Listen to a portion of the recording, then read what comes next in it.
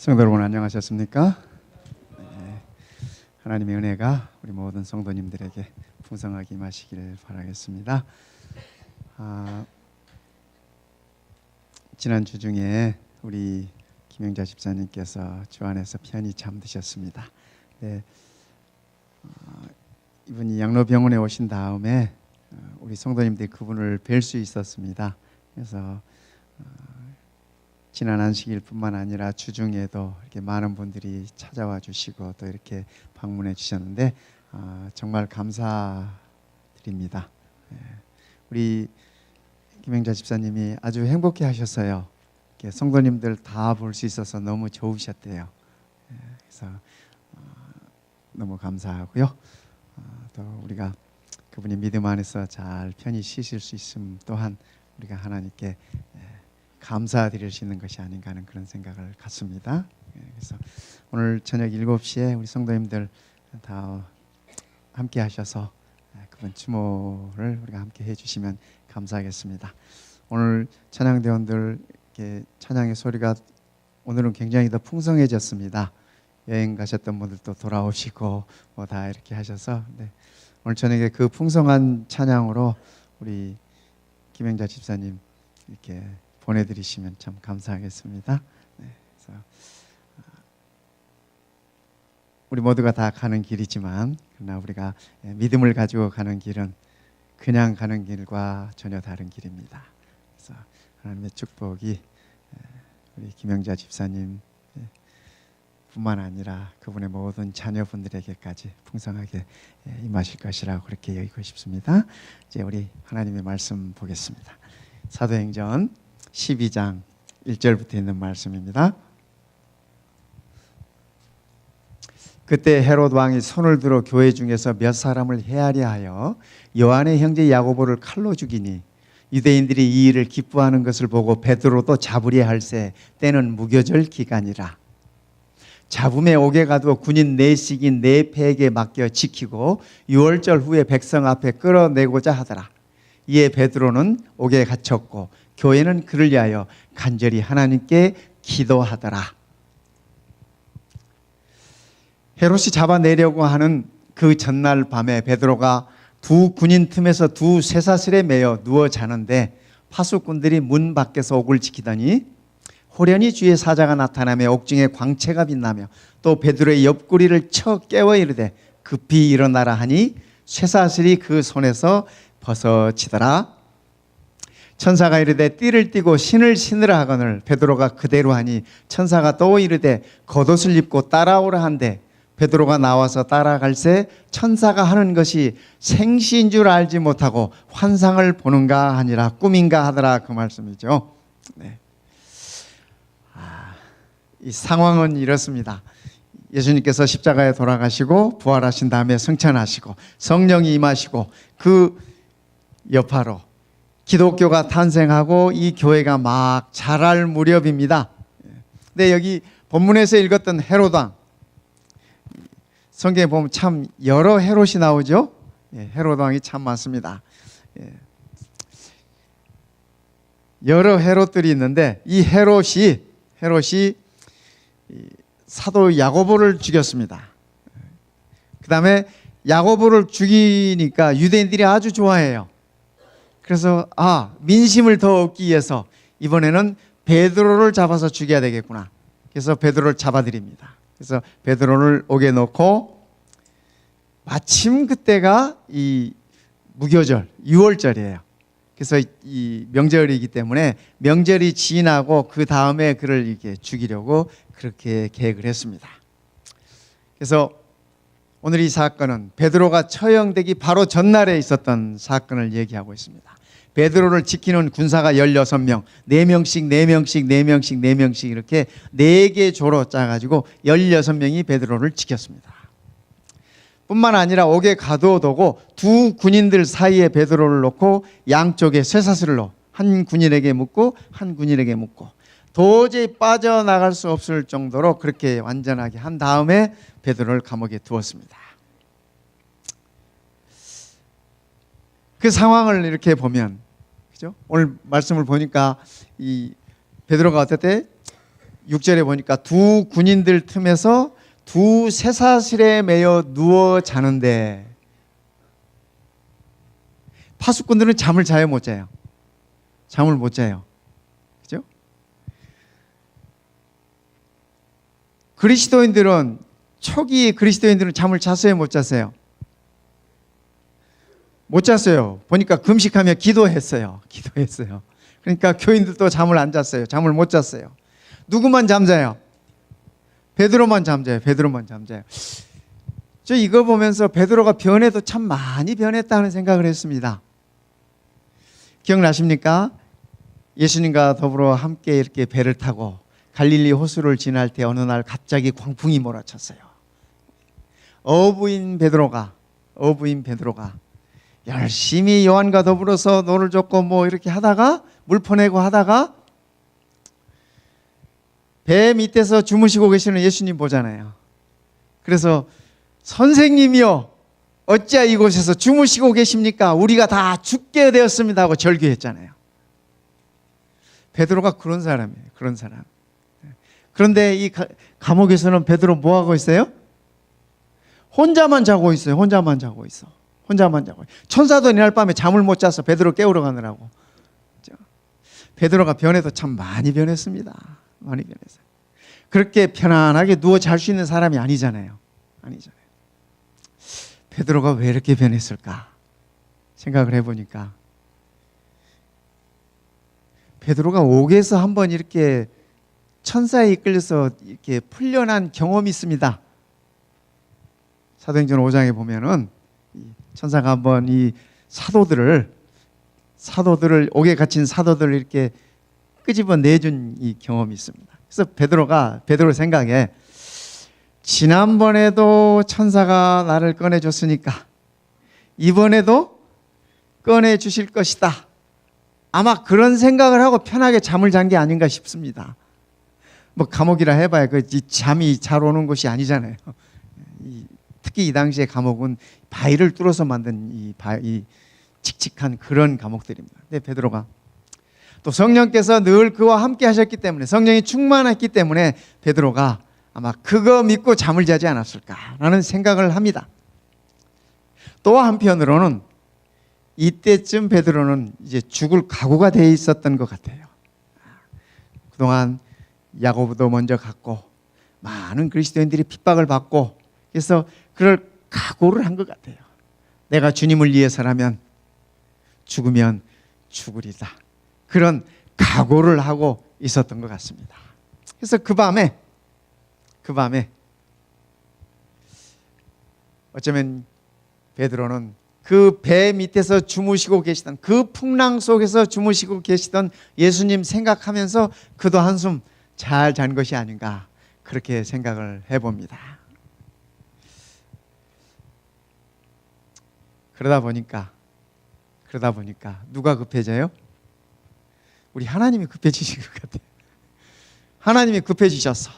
그래서 야야야, 천사를 빨리 내려보내시고 너 빨리 가서 베드로 깨워가지고 꺼내와라. 그래서 그날 밤에 천사가 이렇게 다가오셨습니다. 7절에 보니까 호련히 주의 사자가 나타나며 하늘에서 급히 내려왔어요.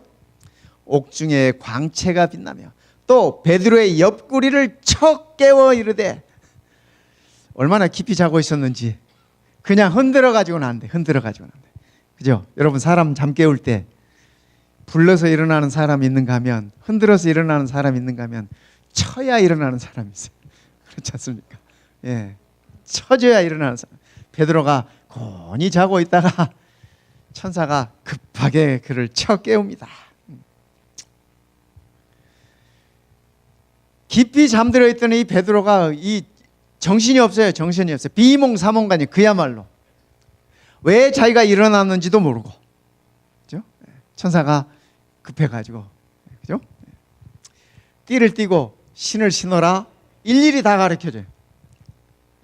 베드로가 눈도 채 못 뜬 채 띠를 띠고 신발을 신고 그 다음에 뭐를 해야 될지 모르고 또 가만히 있어요. 천사가 겉옷을 입어라, 그리고 나를 따라와라. 베드로는 잠결에 비몽사몽간에 천사가 하라는 대로 시키는 대로 자기 손에 사슬이 풀린 것도 모르고 따라 나간 문을 하나 지나고 간수들은 여전히 있는데 문을 또 하나 지나고 간수들은 여전히 있는데 베드로는 자기가 지금 어디 가는지도 모르고 왜 가는지도 모르고 자기가 풀린 사실도 제대로 모르고 그러다가 밖에까지 나왔어요.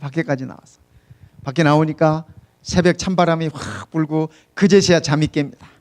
그제서야 정신이 듭니다. 보니까 낯익은 거리예요. 자기가 평소에 다니던 그 거리. 그제서야 베드로는 자기가 풀려난 사실을 깨닫습니다. 그제서야 베드로는 자기가 풀려나는 사실을 깨닫고 하나님께서 자기를 건져내셨음을 알게 되고 성도들이 모여서 기도하던 마가의 어머니의 그 집으로 달려갑니다. 소식을 전하기 위해서요. 성도 여러분, 어쩌면 우리 하나님은 베드로를 깨우기 위하여 그의 옆구리를 치셨어요. 또 정신 못 차리고 있는 베드로에게 이렇게 해라고 자상하게 하나씩 일러주셨습니다. 우리가 나의 길을 가려고 할 때, 인간이 자신의 길을 가려고 할 때 하나님께서는 가끔 치시는 것 같습니다. 여러분은 하나님께서 치시는 것에 맞아보신 적은 없습니까? 때로는 내 욕심 때문에, 때로는 내 발걸음이 죄로 향할 때 하나님께서 치십니다. 야곱이 자기의 욕심으로, 자기의 욕망으로, 자기의 방법대로 가려고 할 때 하나님은 야복 강가에서 그의 환도뼈를 치셨습니다. 그래서 야곱은 그날 밤 다시 하나님께로 이렇게 돌아서고 이스라엘, 하나님을 만났다. 그죠? 이스라엘이라는 이름을 그 밤에 받습니다. 때로는 하나님께서 사랑으로 자기의 사랑하는 자녀들을 치시는 경우가 있습니다. 오늘 우리의 삶 속에서, 오늘 우리의 신앙생활 가운데서 하나님께서 내 삶을 치셨다 느껴질 때 그것이 하나님의 사랑으로 느껴지시기를 바랍니다. 욥은 그가 이렇게 표현합니다. 욥기 19장 21절에 보면은 나의 친구야, 너희는 나를 불쌍히 여겨다오. 너희는 나를 불쌍히 여겨다오. 2번 반복했어요. 같은 말을. 하나님의 손이 나를 치셨구나. 욥은 그가 그의 사랑하는 자녀들, 10 자녀들을 잃고 그가 가진 모든 것들을, 어쩌면 그가 평생 비즈니스에서 일구었던 것들을 다 잃고 그의 건강마저도 다 잃고 그 상황에서 욥은 하나님께서 나를 치셨다고 그렇게 느꼈습니다. 그래서 그를 위로하기 위하여 온 친구들을 향해서 친구들아, 나를 불쌍히 여겨다라. 여러분, 하나님이 이 욥을 치셨습니까? 하나님이 욥을 치셨어요? 아니요. 하나님이 직접 치신 건 아니에요. 사단이 치겠다고 하니까 허락하신 것 뿐이죠. 우리 하나님께서 욥에 대한 자신감 때문에 욥이 고생하신 거예요. 우리 하나님이 욥에 대해서 자랑했잖아요. 사단한테, 야, 너 욥을 좀 만나본 적 있느냐? 그가 얼마나 나의 신실한 내 자녀인지 너가 아느냐? 사단이, 에이, 그런 말씀 마십시오. 하나님이 그에게 허락한 것이 많기 때문에 그렇죠. 그것들 건드려 보면 그도 똑같습니다. 사단이 도전했어요. 그래서 아시다시피 하나님께서 그래, 그러면 그의 생명만은 건드리지 말고 네 할 대로 다 한번 해봐. 저는 우리 하나님의 그 자신감이 어디서 나왔을까?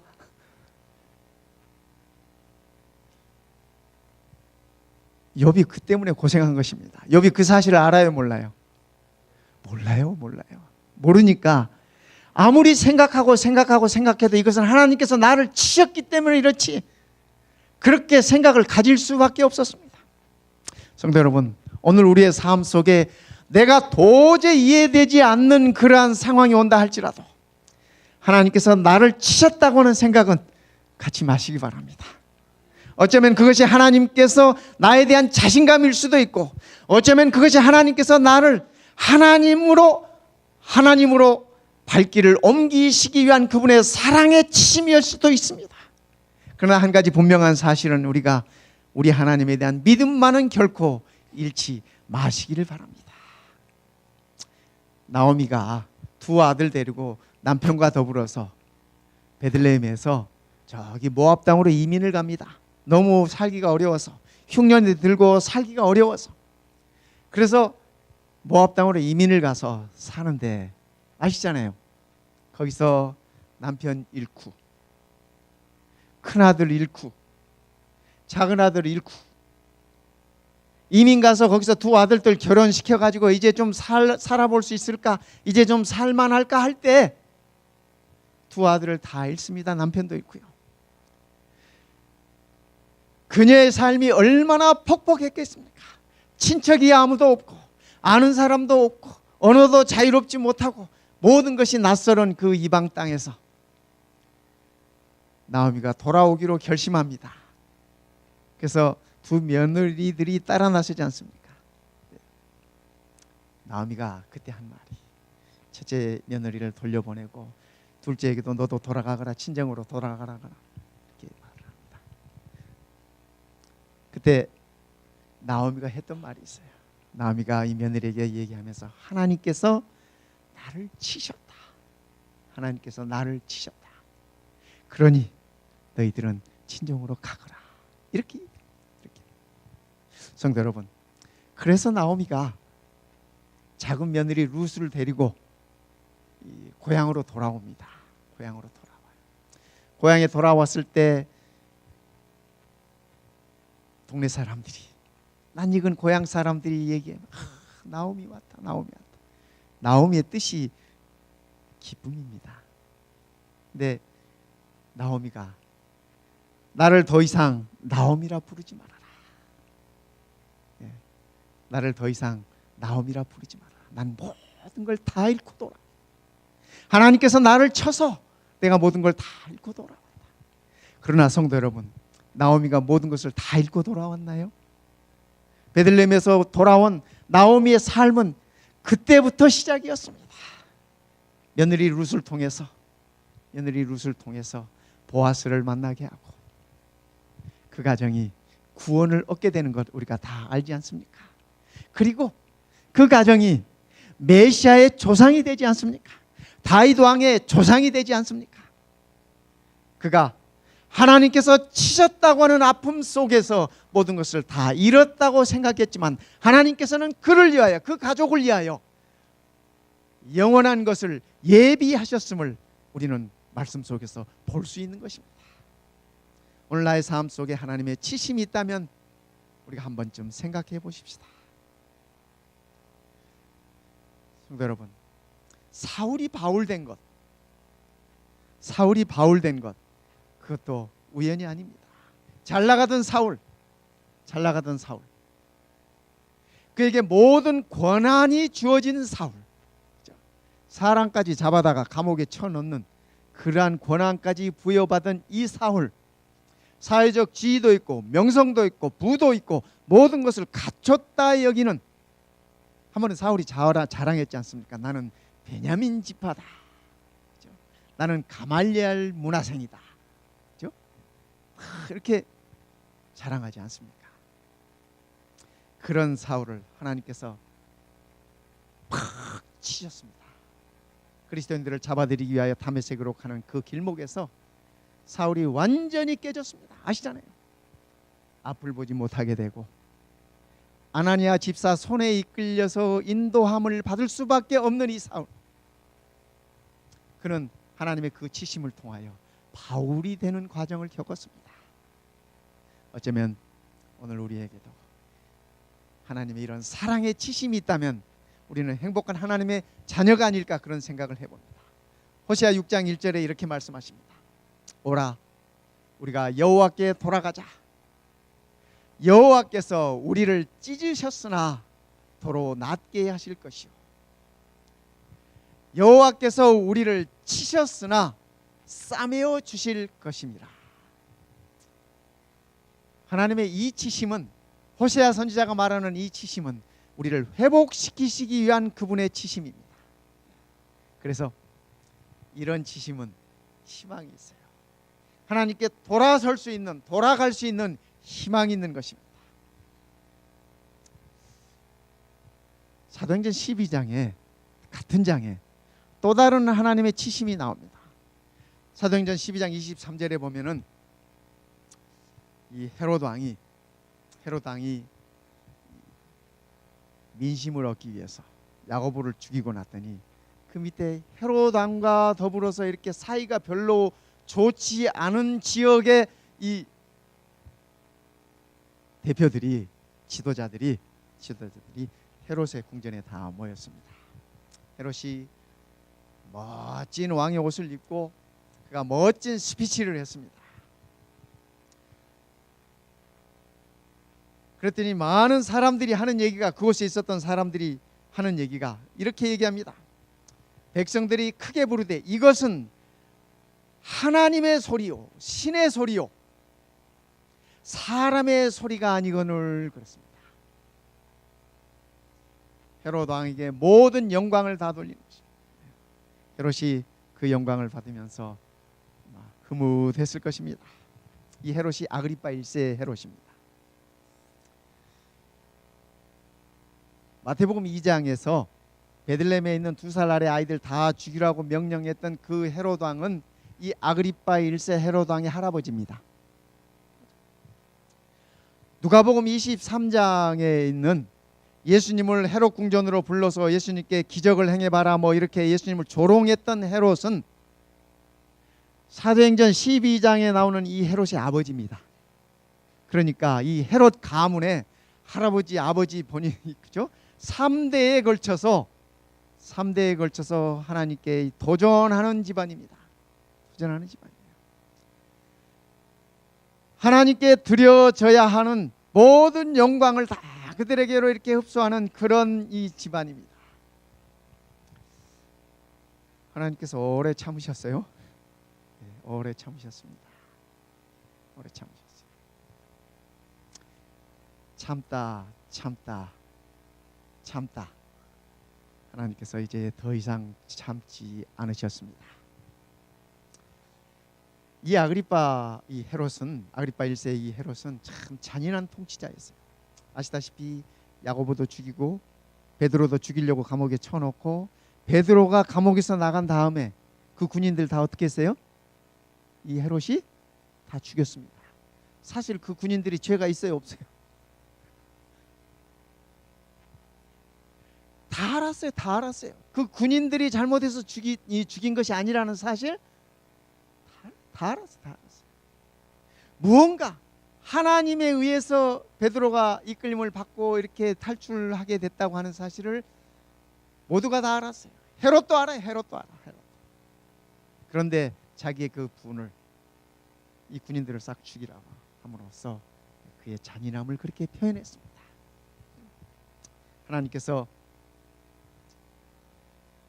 그를 그냥 두지 않으셨습니다. 성도 여러분, 우리 하나님은 두 면이 다 있으십니다. 두 면이 다 있습니다. 공의의 하나님이십니다. 사랑의 하나님이십니다. 공의의 하나님은 무서운 하나님이십니다. 두려운 하나님이십니다. 같은 하나님이세요. 동전에 두 면이 있듯이 같은 하나님이십니다. 죄인이 하나님의 법 앞에 섰을 때, 죄인이 의로운 하나님 앞에 섰을 때, 그죠? 홀로 설 수 있는 사람이 아무도 없습니다. 우리가 그리스도 없이 하나님 앞에 선다면 그것은 심판입니다. 죽음입니다. 그러나 그리스도와 함께 서면 우리는 사랑의 하나님을 만나는 것입니다. 법은 우리는 법을 충족시킬 수 없지만 하나님은 아들을 통하여서 그 법을 충족시키셨습니다. 공의를 증명하셨습니다. 그리고 그 아들을 통하여 베푸신 그 사랑을 우리에게 허락하신 것입니다. 우리 하나님께서 그 사랑을 우리에게 베푸시기 위하여 아들 예수 그리스도를 치신 것이 십자가 사건입니다. 하나님께서 아들을 치심으로 우리가 다 구원을 선물로 받았습니다.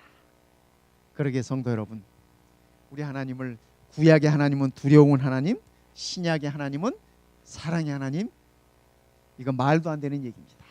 하나님은 한 분 하나님이세요.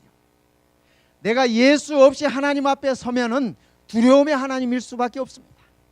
죄 있는 모습으로 하나님 앞에 서면 우리는 두려운 하나님, 심판하는 하나님을 만날 수밖에 없습니다. 그러나 우리가 예수 그리스도를 통하여, 우리는 이것을 믿음이라고 표현합니다. 예수 그리스도를 믿음을 가지고 함께 하나님 앞에 서면 우리가 만나는 하나님은 무슨 하나님? 무슨 하나님? 사랑의 하나님.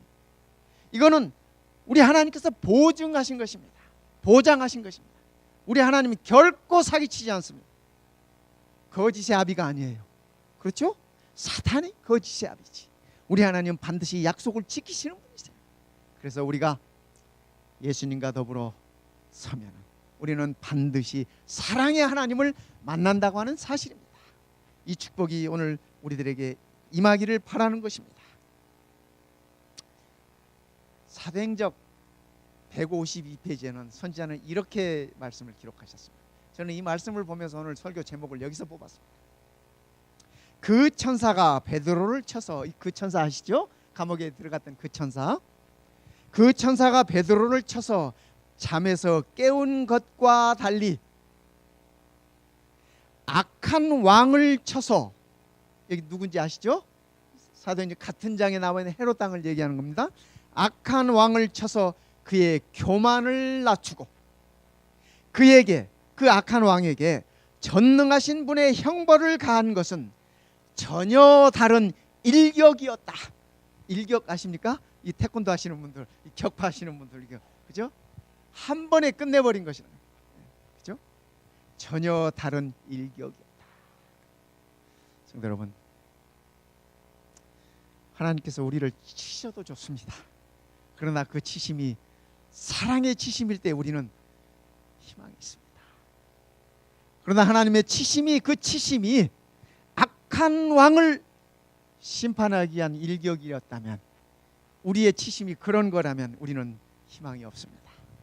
오늘 우리가 두려움에, 공의의 하나님 앞에 설 것인지 사랑의 하나님 앞에 설 것인지, 그것은 오늘 우리의 선택의 결과입니다. 저는 사랑의 하나님을 선택하겠습니다. 성도 여러분은 어떻게 하시겠습니까? 오늘 이 사랑의 하나님이 우리 모든 성도님들께 풍성한 은혜와 축복을 허락하시기를 이 시간에 간절히 바랍니다.